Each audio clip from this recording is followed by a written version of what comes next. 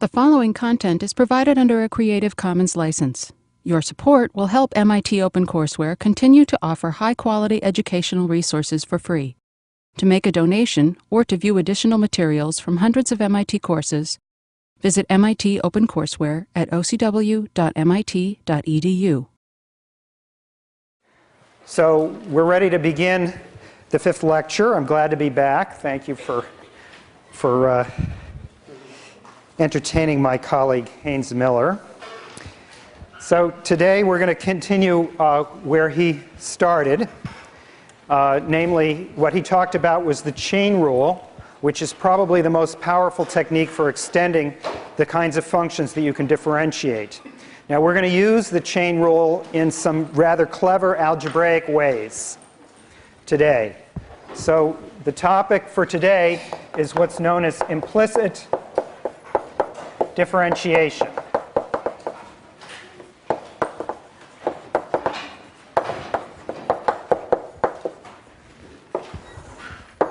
So implicit differentiation is a technique that allows you to differentiate a lot of functions you didn't even know how to find before. And it's a technique, let's wait for a few people to sit down here. Physics, huh? Okay. Well, more physics. We'll take a break. You can get those after class. All right. So we're talking about implicit differentiation, and I'm going to illustrate it by several examples. So this is one of the most important and basic formulas that we've already learned part way, namely the derivative of x to a power is a times x to the a minus 1. Now what we've done so far, what we've got so far is the exponents 0, plus or minus 1, plus or minus 2, etc. You did the positive integer powers in the first lecture, and then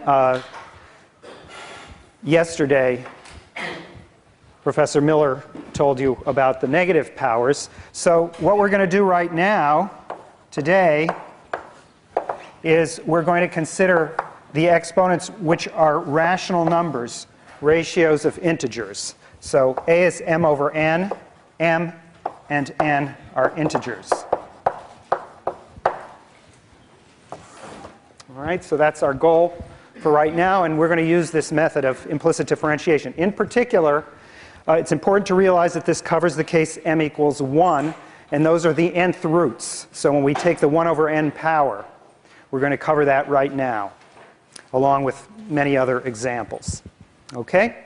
So this is our first example.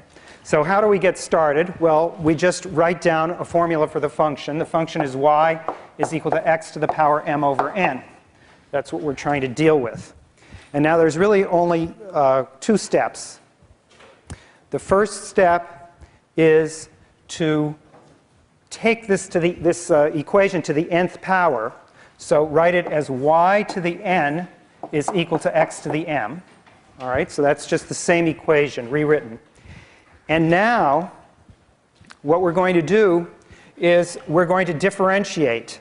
So we're going to apply d by dx to the equation. Now, why is it that we can apply it to the second equation, not the first equation? So maybe I should call these equations 1 and equation 2. The point is that we can apply it to equation 2. Now, the reason is that we don't know how to differentiate x to the m over n. That's something we just don't know yet.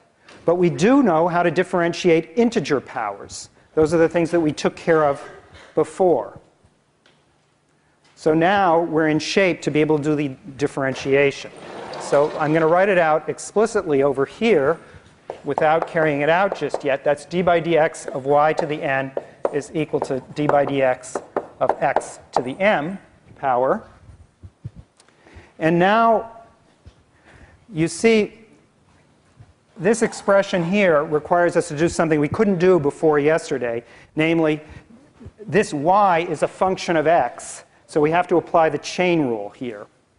So this is the same as, this is by the chain rule now, d by dy of y to the n times dy dx.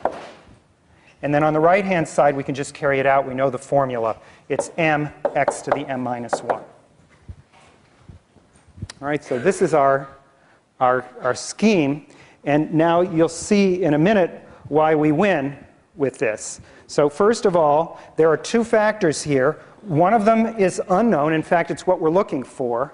But the other one is going to be a known quantity because we know how to differentiate y to the n with respect to y. That's the same formula, although the letter has been changed. And so this is the same as, I'll write it underneath here, n y to the n minus 1 dy dx is equal to m x to the m minus 1.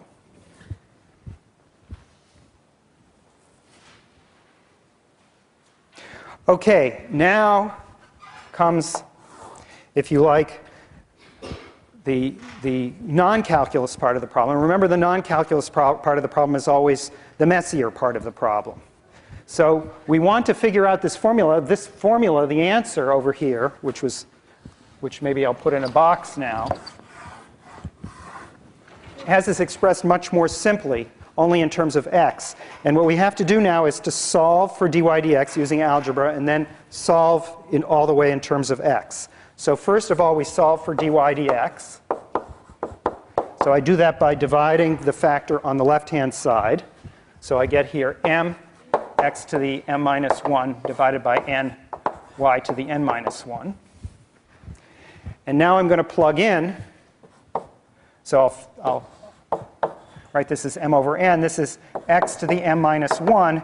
And now over here, I'm going to put in for y x to the m over n times n minus 1. All right? So now we're almost done. But unfortunately, we have this mess of exponents that we have to work out. I'm going to write it one more time. So I already recognize the factor a out front. That's not going to be a problem for me, and that's what I'm aiming for here. But now I have to encode all of these powers. So let's just write it out. It's m minus 1, and then it's minus the quantity n minus 1 times m over n. All right, so that's the law of exponents applied to this ratio here. And then we'll do the arithmetic maybe just over here in the next board. So we have here m minus 1 minus n minus 1 m over n is equal to m minus 1. And if I multiply n by this, I get minus m. And if the second factor is a minus, that's a plus. And so it's plus m over n. So altogether, the two m's cancel. And I have here minus 1 plus m over n. And lo and behold, that's the same thing as a minus 1. Just what we wanted. All right, so this equals a x to the a minus 1. Again, just a bunch of arithmetic. From this point forward, from this substitution on, it's just the arithmetic of exponents.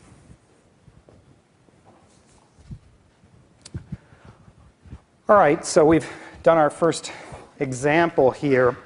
And I guess I want to give you a couple more examples. So let's just continue.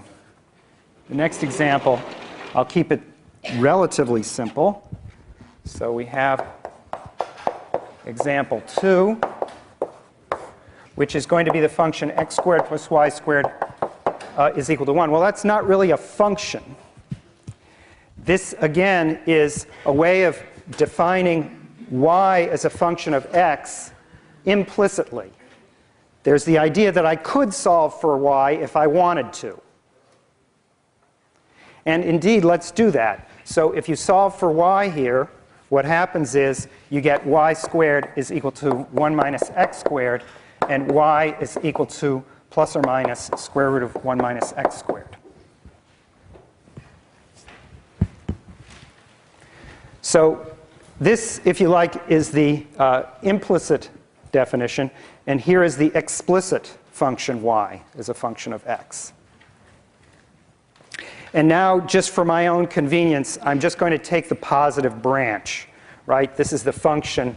Let's just draw it right above here, right? It's really a circle in disguise, and I'm just going to take the top part of the circle. So we'll take that top hump here. All right, so that means I'm erasing this minus sign. I'm just taking the positive branch.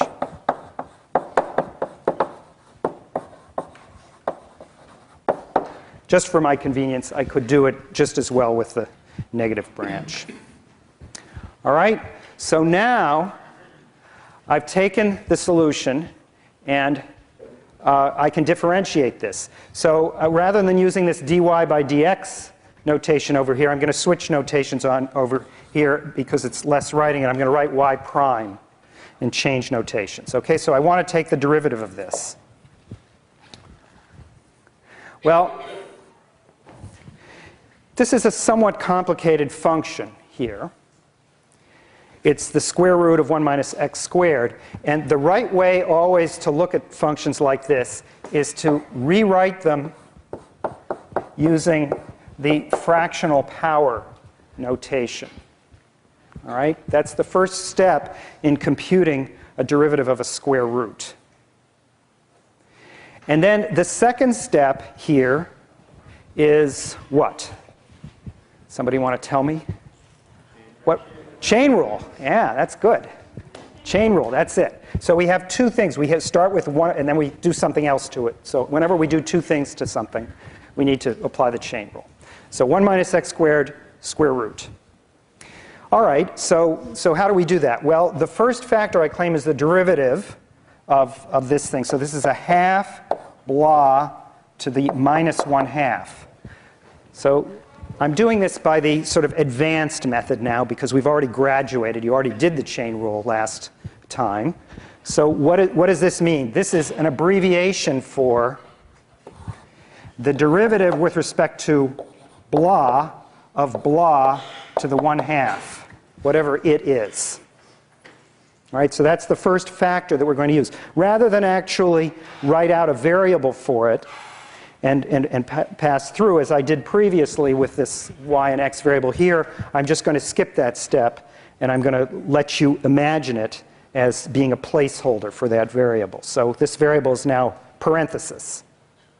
And then I have to multiply that by the rate of change of what's inside with respect to x, and that is going to be minus 2x. All right, the derivative of 1 minus x squared is minus 2x. And now, again, we're glomming everything together here. We couldn't have done this example 2 before example 1 because we needed to know that the power rule worked not just for a integer, but also for a equals 1/2. We're using the case a equals 1/2 right here.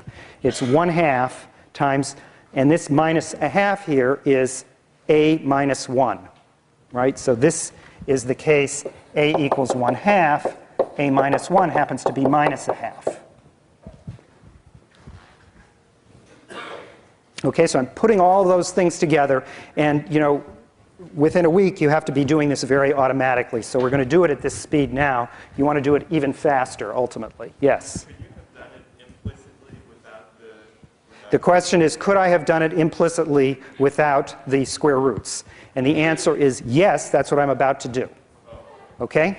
So this is an illustration of what's called the explicit solution. So this guy is what's called explicit.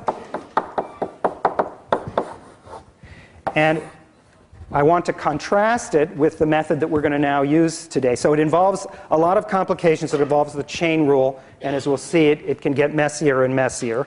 And then there's the implicit method, which I claim is easier. All right? So let's see what happens if you do it implicitly.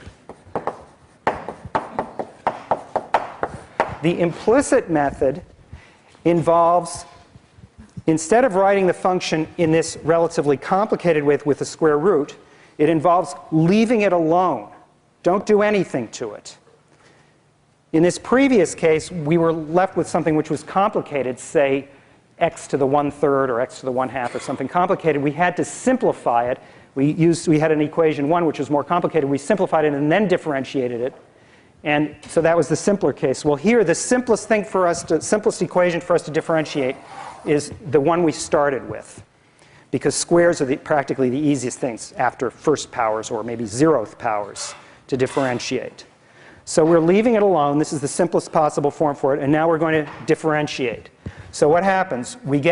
So again, what's the method? Let me remind you. You're applying d by dx to the equation. So you have to differentiate the left side of the equation and differentiate the right side of the equation. So it's this.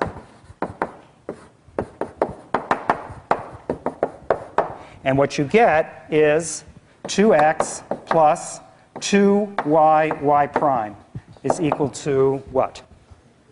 0. Derivative of 1 is 0. All right, so this is the chain rule again. I did it a different way. I'm trying to get you used to many different notations at once here. Well, really just two, just the prime notation and the dy dx notation. And this is what I get. All right? So now, all I have to do is solve for y prime. So that y prime, if I put the 2x on the other side, is minus 2x and then divide by 2y, which is minus x over y. All right? So let's compare our solutions. I apologize, I'm going to have to erase something to do that. So let's compare our two solutions. I'm going to put this underneath and simplify it. So what was our solution over here? It was a half 1 minus x squared to the minus a half times minus 2x. That was what we got over here. And that is the same thing if I cancel the 2's and I change it back to looking like a square root. That's the same thing as minus x divided by square root of 1 minus x squared. All right, so this is the formula for the derivative when I do it the explicit way. And I'll just compare them, these two expressions here. And notice that they are the same. All right, they're the same because y is equal to square root of 1 minus x squared. Yeah, question. Bottom half of the circle. The question is, why did the implicit method not give the bottom half of the circle? Very good question. The answer to that is that it did. I just didn't mention it. Well, wait, I'll explain. So suppose I'd stuck in a minus sign here. Okay? I would have gotten this with an extra minus sign. But then, when I compared it to what was over there, I would have had to have another different minus sign over here. So actually, both places would get an extra minus sign, and they would still coincide. So actually, the implicit method is a little better. It doesn't even notice the difference between the branches. It does the job on both the top and the bottom half. Another way of saying that is that you're calculating the slopes here. So let's look at this picture. Here's a slope. Let's just take a look at a positive value of x and just check the signs to see what's happening. If you take a positive value of x over here, x is positive, this denominator is positive, the slope is negative. You can see that it's tilting down. All right? So it's okay. Now, on the bottom side, it's going to be tilting up. And similarly, what's happening up here is that both x and y are positive, and this x and this y are positive, and the slope is negative. On the other hand, on the bottom side, x is still positive, but y is negative, and it's tilting up because the denominator is negative, the numerator is positive, and then this minus sign makes it a positive slope. So it matches perfectly in every category. So this is complicated, however, and it's easier just to keep track of one branch at a time, even in advanced math. Okay? So we only do it one branch at a time. Other questions?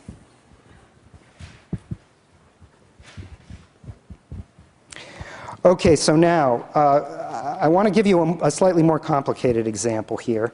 And indeed, so here's here's a little more complicated example. It's not going to be the most complicated example, but, you know, it'll be a little bit tricky. Okay?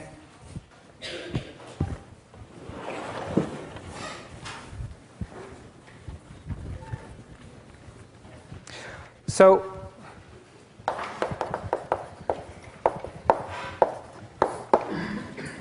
this example, I'm going to give you a fourth order equation. So y to the fourth plus xy squared minus 2 is equal to 0. Right? Now, it just so happens that there's a trick to solving this equation.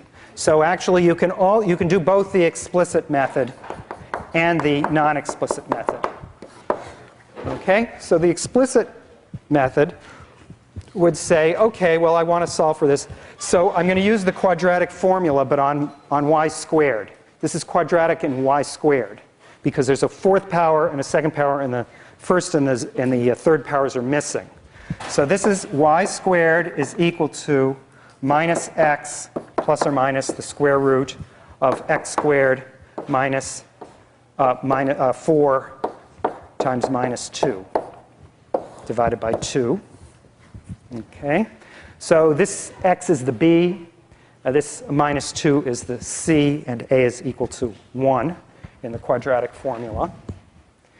And so the formula for y is plus or minus the square root of minus x plus or minus the square root of x squared plus 8 divided by 2.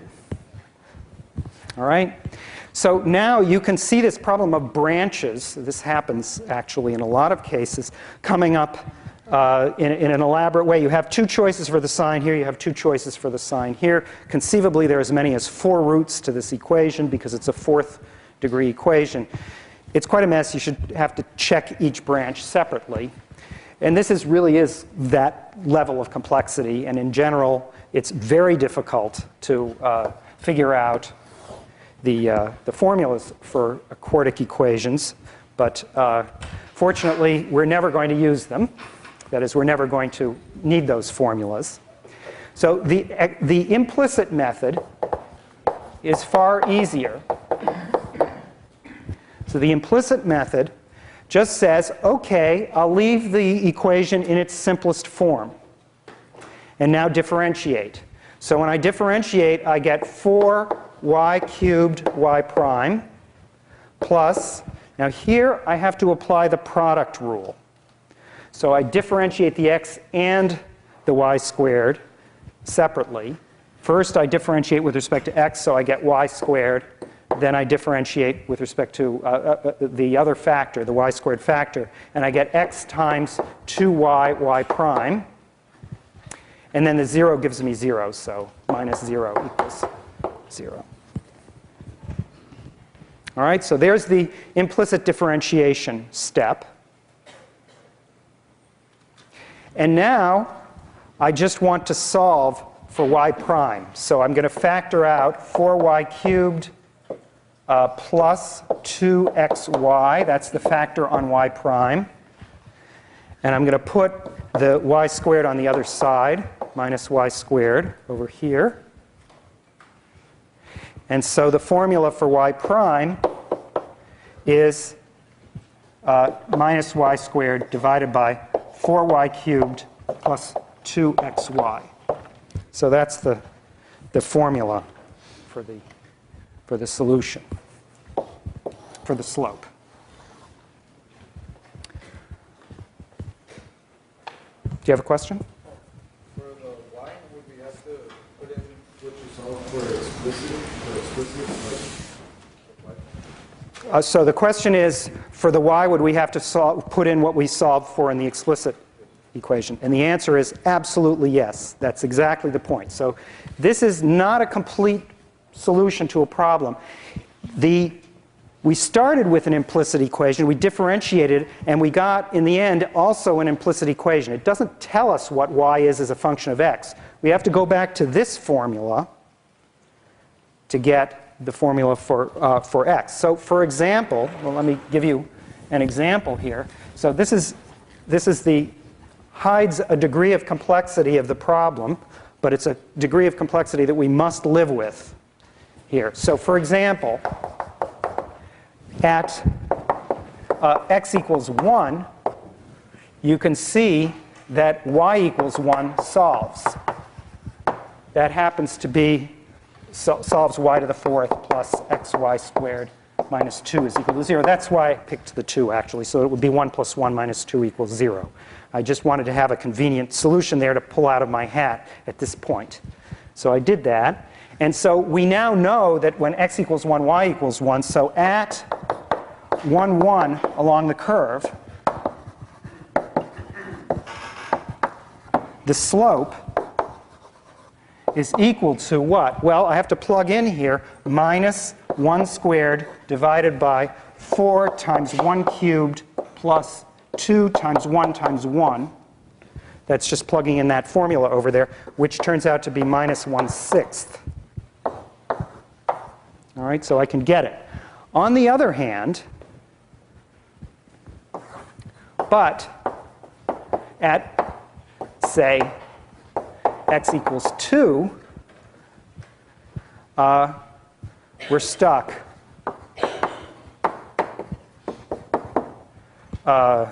using this formula star here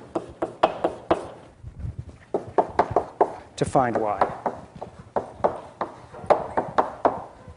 Okay? Now, so let me just make 2 points about this, which are just philosophical points for you right now. The first is, when I promised you at the beginning of this class that we were going to be able to differentiate any function you know, I meant it very literally. What I meant is, if you know the function, we'll be able to give a formula for the derivative. If you don't know how to find the function, you'll have a lot of trouble finding the derivative. So we didn't make any promises that if you can't find the function, you will be able to find the derivative by some magic. That will never happen. And however complex the function is, a root of a 4th degree polynomial can be a pretty complicated function of the coefficients. We're stuck with this degree of complexity in the problem. But the big advantage of this method, notice, is that although we've had to find star, we had to find this formula star, and there are many other ways of doing these things numerically, by the way, which we'll learn later. So there's a good method for doing it numerically.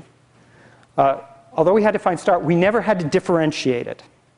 We had a fast way of getting the slope. So we needed to know what x and y were, but y prime we got by an algebraic formula in terms of the values here. So this is very fast for getting the slope once you know the point. Yes? What's in the parentheses? But at What's in the parentheses? Sorry. This is, well, let's see if I can manage. Is this little, is this the parentheses you're talking about? Ah. Say. Oh, this says say. Well, so maybe I should put commas around it, but it was S-A-Y, comma, comma. Okay? Well, here was at x equals 1, and here's but at, say, I'm just throwing out a value here. Any other value. Actually, there is one value, my favorite value. Well, this is easy to evaluate, right? X equals 0. I can do it there. That's maybe the only one which is, the others are a nuisance. Okay.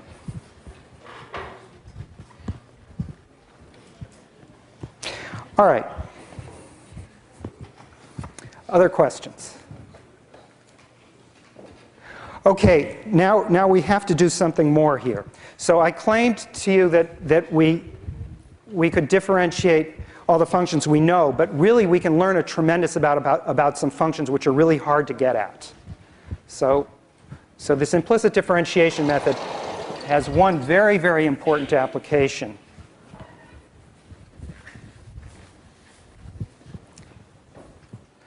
To finding inverse functions, or finding derivatives of inverse functions.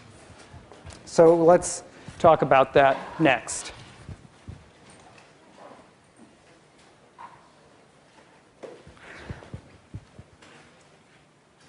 So first, maybe we'll just illustrate by an example. If you have the function y is equal to square root x for x positive, then, of course, this idea is that we should simplify this equation and we should square it. So we get this somewhat simpler equation here. And then we have a notation for this. If we call f of x equal to square root of x and g of y is equal to x, this is the reversal of this, then the formula for g of y is that it should be y squared. And in general,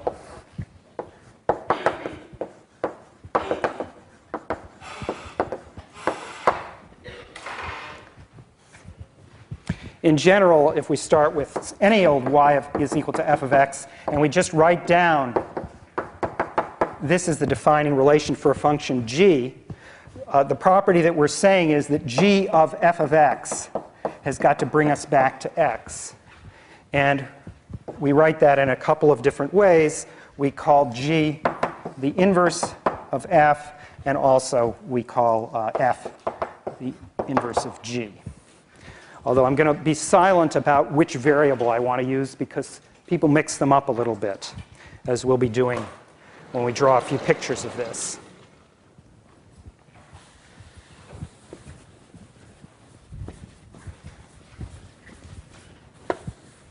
So let's draw a picture of both f and f inverse on the same graph.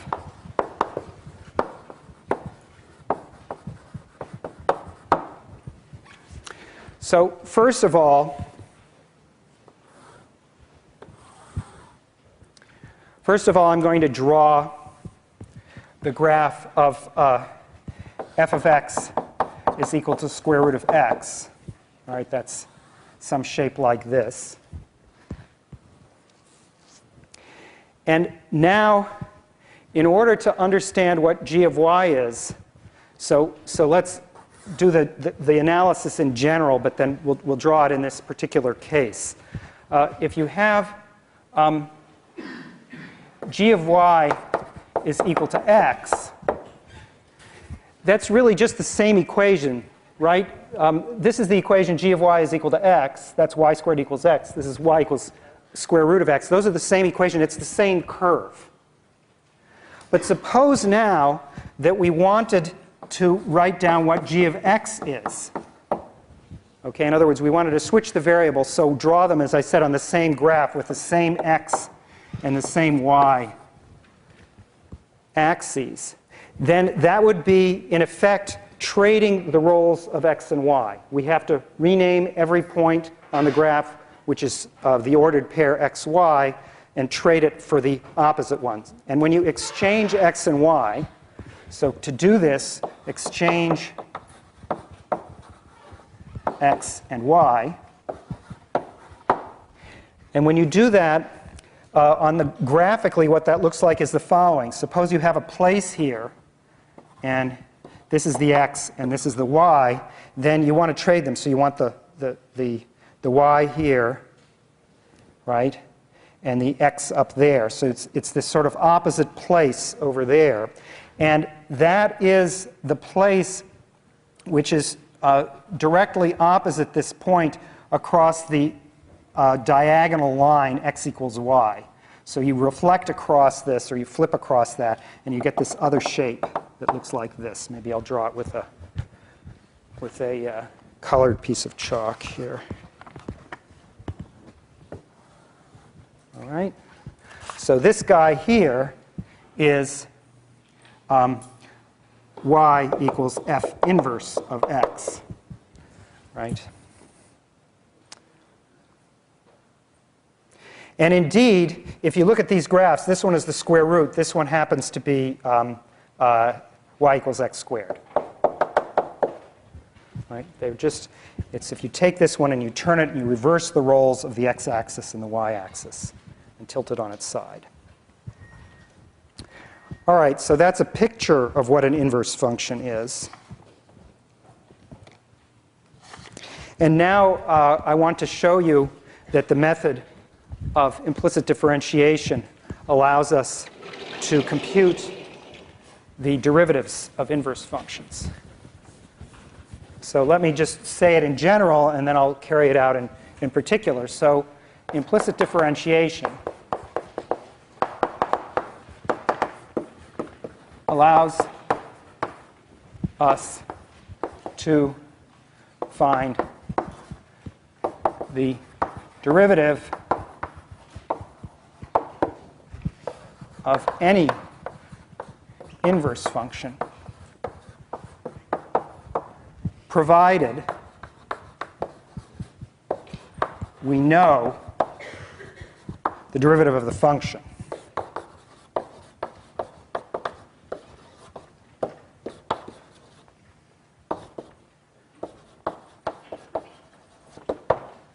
All right?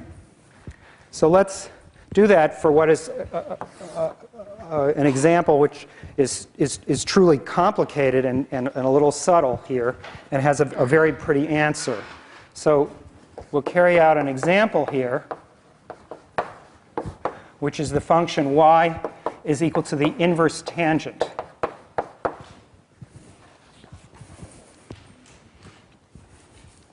So again, for the inverse tangent, all of the things that we're going to do are going to be based on simplifying this equation by taking the tangent of both sides.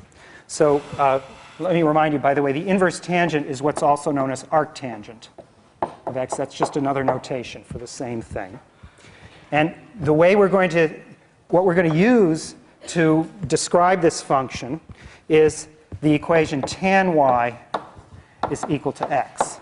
That's what happens when you take the tangent of this function. So this is how we're going to figure out what the function looks like.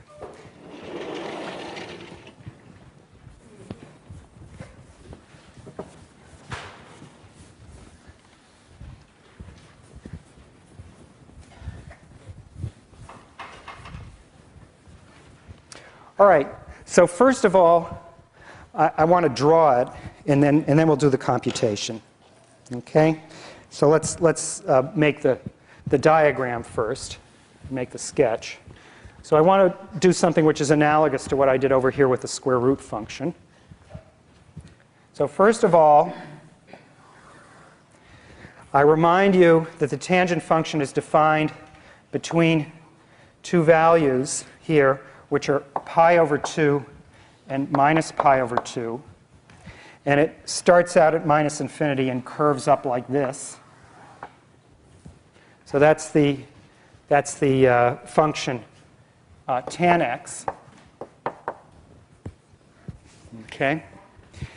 And so the one that we have to sketch is this one which we get by reflecting this across the axis. All right? So that's going to be, well, not the axis, sorry, the diagonal. All right? This slope, by the way, should be less, so a little lower here so that we can have it going down and up. All right, so let me show you what it looks like. So on the front end, it's going to look a lot like this one. So this one had curved down, and so the reflection across the diagonal curved up. Here, this is curving up, so the reflection is going to curve down. It's going to look like this.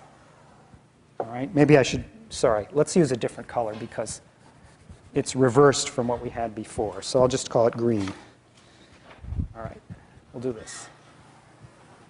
All right, now the original curve in the first quadrant eventually had an asymptote which was straight up. So this one is going to have an asymptote which is horizontal, and that level is what? What's the highest? Right there. It's this pi over 2 up here. All right? Now similarly the other way, we're going to do this. And this bottom level is going to be minus pi over 2. So there's the picture of this function. It's defined for all x So this green guy is y equals tan inverse x. And it's defined all the way from minus infinity to infinity. And to use a notation that we had from limit notation, as x goes to infinity, let's say, tan inverse x is equal to pi over 2. That's an example of one value that's of interest in addition to the finite values. Okay, so now the first ingredient that we're going to need is we're going to need the derivative of the tangent function. So I'm going to recall for you, and you maybe haven't worked this out yet, but I hope that many of you have, that if you take the derivative with respect to y of tan y, so this you do by the quotient rule. So this is of the form u over v, right? You use the quotient rule. So I'm going to skip this. Okay? But what you get in the end is some marvelous simplification. It comes out to be cosine squared y. Here, 1 over cosine squared. You can recognize the cosine squared from the fact that you should get v squared in the denominator. And somehow the numerator all cancels and simplifies to 1. Okay? And this is also known as secant squared y. All right?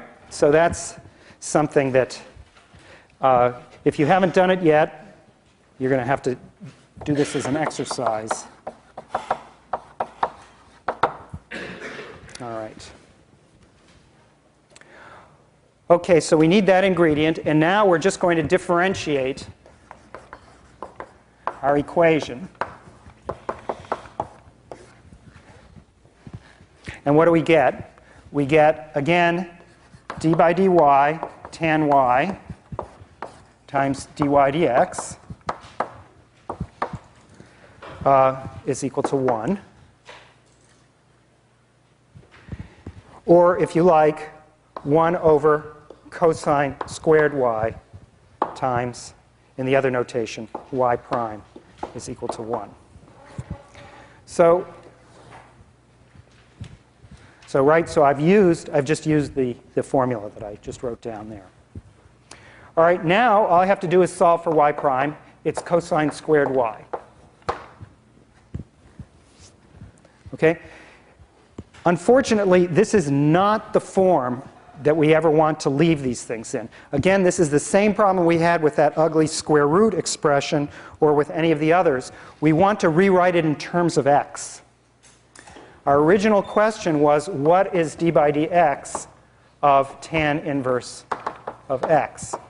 Now, so far, we have the following answer to that question. It's cosine squared of tan inverse x. Okay? Now, this is a correct answer, but way too complicated.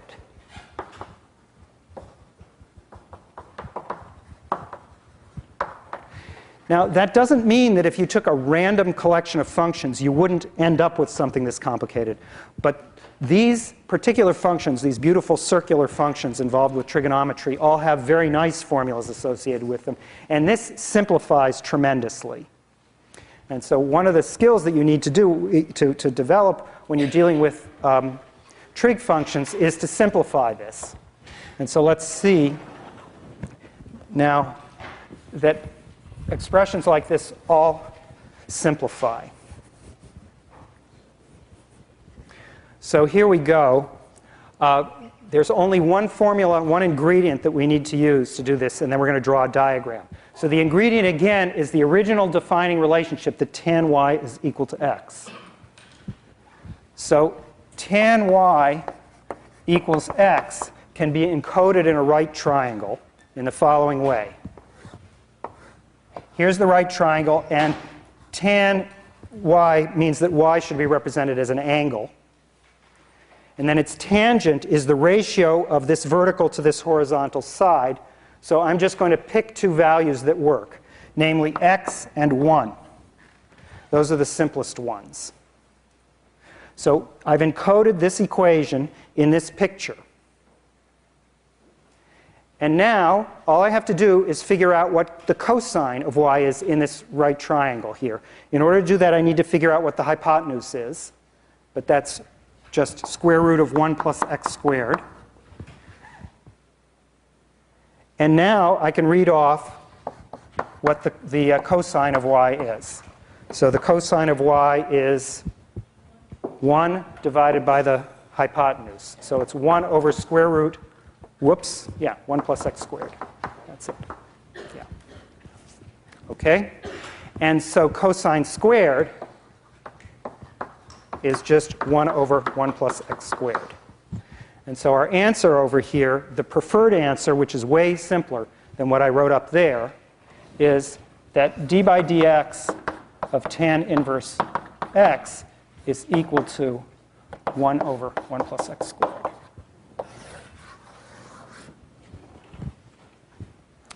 Okay?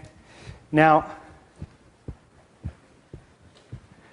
maybe I'll stop here for one more question. I have one more calculation which I can do even in less than a minute. So we have a whole minute for questions. Any questions?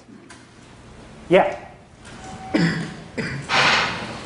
happens to the inverse tangent? Say that again?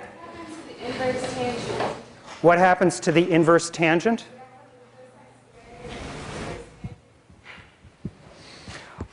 What happens to the inverse tangent? Okay, so this inverse tangent is the same as this y here. Those are the same thing.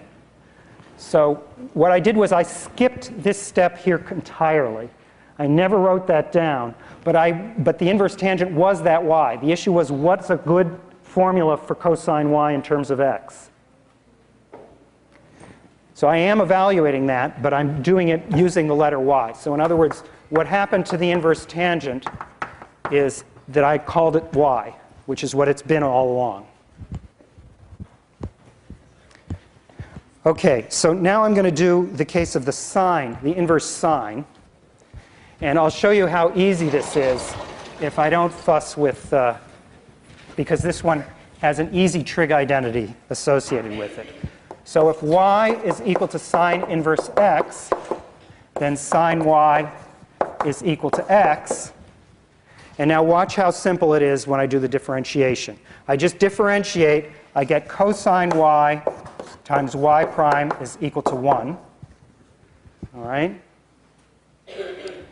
And then y prime, so that implies that y prime is equal to 1 over cosine y. And now to rewrite that in terms of x, I have to just recognize that this is the same as this.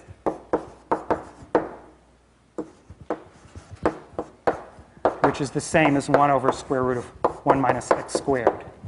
So all told, the derivative with respect to x of the arcsine function is 1 over square root of 1 minus x squared.